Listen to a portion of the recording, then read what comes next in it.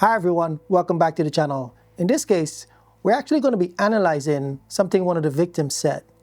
And I want you to stay till the end because I think you're going to be shocked just as much as I am. Loren Herzog was a murderer, rapist, and suspected serial killer. And in this video, we're going to specifically discuss his wife Christina and the things she said that just blew my mind. In the 1980s and 90s, Loren and his best friend, Wesley Shermantine, were going around raping multiple women and murdering multiple people. At the same time, he was also physically and mentally abusive to his wife Christina. Christina took part in a documentary about her husband many years after he died. It's called Evil Lives Here, Season 17, Episode 2. And in the show, she described what was going on during her husband's killing spree. At the end of the documentary, Christina said many things that shocked me. First, let me say that Christina was his wife. She's also one of his victims because she suffered domestic abuse at his hands. After watching the entire documentary, analyzing Christina's words and body language, I'm convinced that after all the pain he put her through and all the suffering he gave to his victims and their families, Christina seems to be still in love with him even after his death. Let me tell you how I came to that conclusion. Firstly, when Loren was arrested and was being tried for the murders, Christina sat in the courtroom on the side of Loren's family. Typically, if you find out your husband was a rapist and a murderer, most people would immediately cut ties, and if they were to attend the court proceedings, they would sit on the side of the victims in solidarity. Instead of doing that, Christina sat on the side of Loren's family. Up next, I'm going to play some clips of Christina so you can hear the words that she said that triggered me to make this video. Sometimes I wish I had taken a different path in life that, that maybe I never met Loren. But if I had never met Loren and married him, I would have not had my 3 children. Let's dissect her statement. She said that if she didn't meet Loren and married him, she would not have had her 3 children. Now, I've heard many women who were in relationships with terrible men repeat this same statement. And let me tell you, that statement is one of the stupidest things someone could say about a man who abused them and terrorized many other victims.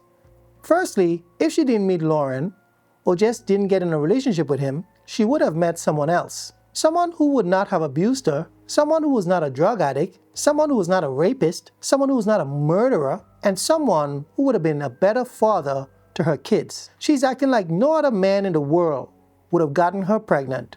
The fact is, she would have still had kids with another man and would love them just as much as she loves the kids she has now. The difference is, her kids would have had a real father who they could look up to instead of being the kids of a serial killer. I find it's very foolish and insensitive for women who were in relationships with criminals to make a statement like that. Let's listen to some more of what she said. As hard as everything was, I'm very grateful for my 3 kids. Because they're very good people and I love them very much. So, that's the part that I don't regret about my history with Loren.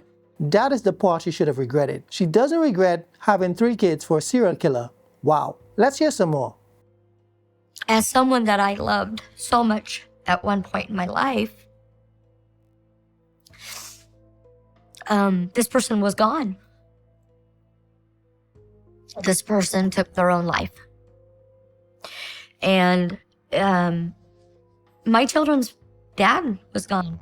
She kept mentioning Loren as her children's dad. He was their biological father, but she doesn't seem to grasp that being the kid of a serial killer is nothing to be proud of. Like, what type of father is constantly on drugs, abusing alcohol, beating up his wife, raping people, murdering people? That is not a father or even a man. That is a monster. And if I were her, I would have disassociated myself and my kids from that monster the moment I found out what he was. And Loren had left a note that just simply said, "Tell my family I love them." And I remember that I got angry over that because I don't know why I would expect him too, but I got very angry that he didn't say anything specifically to me, that he loved me or that he was sorry. And so I got really angry about that for a long time. I never got an apology. Loren was sentenced to 78 years in jail. In total, he spent 11 years in jail before his conviction was overturned. Due to his confession being thrown out, his lawyer said his confession was coerced, which was total bullshit. After being released, Loren committed suicide the same day he found out that his friend who committed the crimes with him was considering telling the police where some of the bodies were located. Loren died without telling the cops where the bodies of some of his victims were located. Now listen to this. Christina is upset, not because Loren didn't tell the cops about all the people he killed.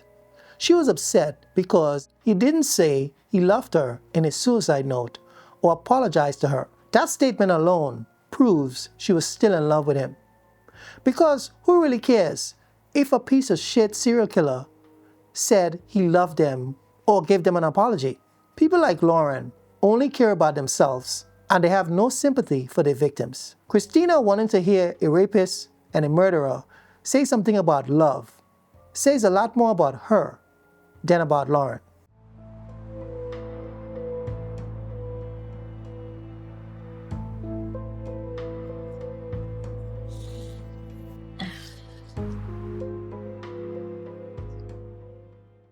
So this photograph here was taken in 2006, and this was at one of the facilities Loren was incarcerated at. I continued to stay married to Loren. I never divorced him. Even when Loren was incarcerated, I was still very, very scared of him and terrified him of what could happen. I was afraid he was capable of having me harmed by someone else or someone else killing me, or I didn't know the extent of what he was capable of. And that was very terrifying to me still. You wouldn't believe that Christina never divorced Loren. She stood by his side after finding out he raped and murdered multiple people. She sat in court with his family, visited him in jail, took pictures with him embracing him while she was smiling, and she stayed with him when he was released from prison. He used Christina from the day he met her to the day he died. She could not see the hate he had for her and the manipulation because she was still in love with him. Most people would have run from that monster, but Christina, she stayed a devoted wife until he took his own life. She claimed she was scared that he would hire someone to kill her while he was in jail. But I don't believe that part of her story because I am watching her facial expression and I can tell she only said that because she knew how bad it looked that she stayed with a man who's a serial killer when she could have left him. I never told Loren, you just had no consideration, for what you've done to other people's lives. And quite frankly, you're a piece of... She also said she never told Loren that he had no consideration for other people's lives. That means for the 11 years, while she was visiting him in prison, she never told him what he did was wrong. She never advocated for the victims in his presence, or even tried to get him to reveal the location of his victims in order to help the grieving families. She just went to visit him, took pictures, and smiled. But the most shocking thing that I've noticed is that Christina was still wearing her wedding ring. While she was talking about all the bad things that he did, she never removed her wedding ring. Let me know what you think about this case and Christina's behavior. You can see the entire documentary on Amazon Prime. It's called Evil Lives Here, Season 17, Episode 2, titled My First Love Haunted People. Like and subscribe to the Secondhand News for more in-depth analysis of true crime cases that make you go, I'll see you in the next video. My name is Carlton, and thanks for watching.